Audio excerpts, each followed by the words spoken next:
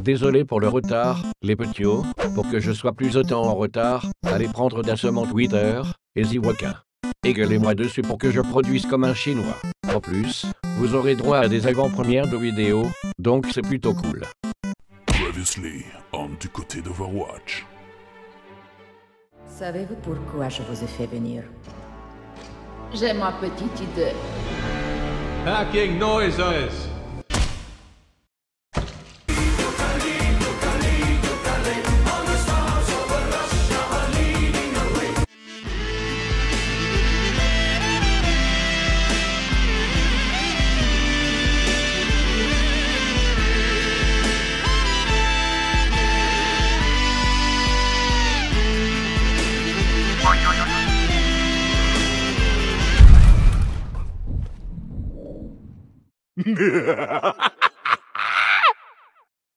Aujourd'hui, on va parler muscles et bodybuilders, vodka et Russie.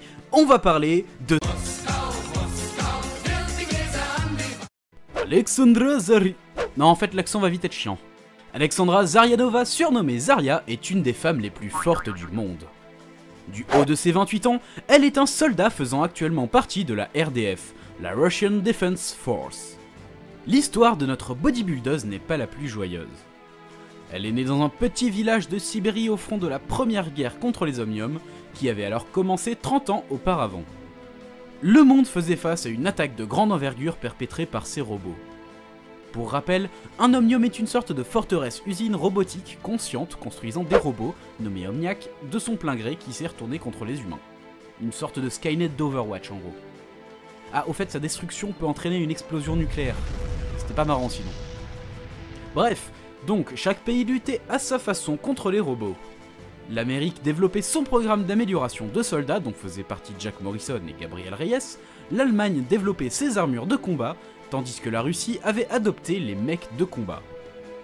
C'est après un combat acharné que la menace Omniac finit par être vaincue, mais le pays n'en sortit pas victorieux.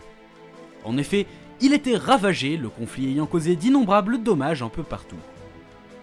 Zarya vit son village en deuil alors qu'elle était encore qu'une enfant.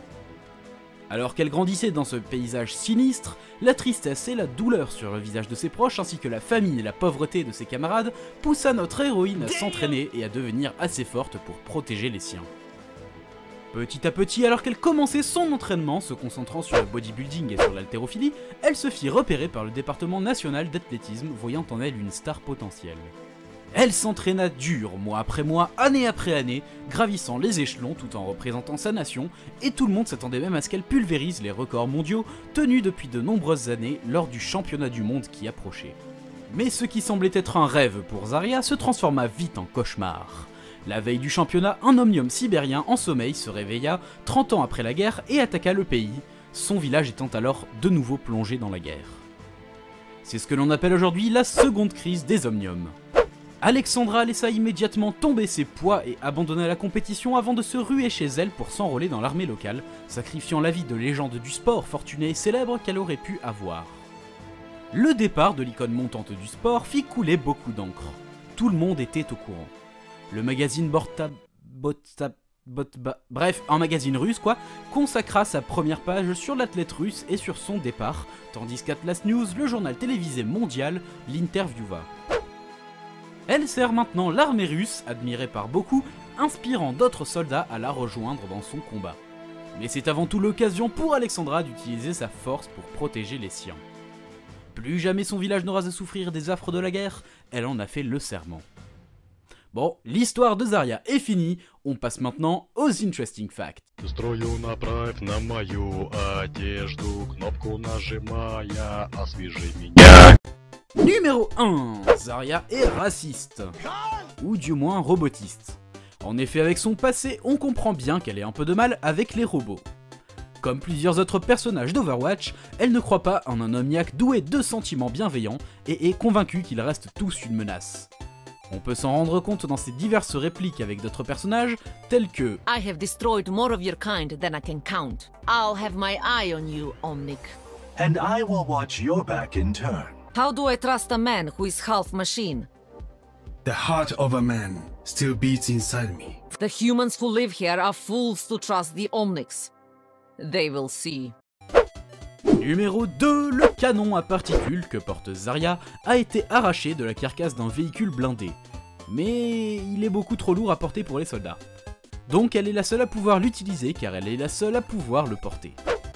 Numéro 3, le tatou 512 sur son épaule représente apparemment son record de levée de poids.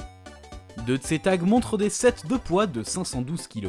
C'est le plus haut record qu'une femme ait jamais enregistré aux Jeux Olympiques, bien que ce ne soit pas le plus haut record tout format confondu. Numéro bonus, est-ce que ça vous dit d'avoir le physique de Zarya? Si oui, pour les plus sportifs d'entre vous, un programme d'exercice Overwatch a été créé sur le site bodybuilding.com que vous pouvez retrouver dans la description.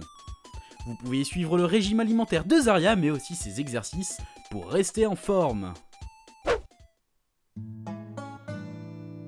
Et voilà, on arrive à la fin de cette vidéo.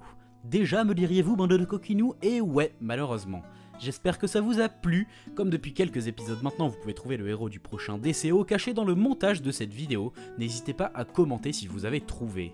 Vous pouvez observer depuis cet épisode des dessins illustrant la vidéo, c'est parce qu'une dessinatrice a rejoint l'aventure. Je la remercie énormément parce que ce qu'elle a fait est vraiment super. Elle fait ça gratuitement, donc allez la soutenir, tout est dans la description. Abonnez-vous si ce n'est pas déjà fait, ça m'aide pas mal et ça me fait plaisir. N'hésitez pas à aller sur la page Facebook et sur le Twitter de la chaîne, vous pourriez tomber sur du contenu exclusif comme des vidéos en avant-première, etc. Je vous dis ciao, on se retrouve pour un prochain épisode explosif.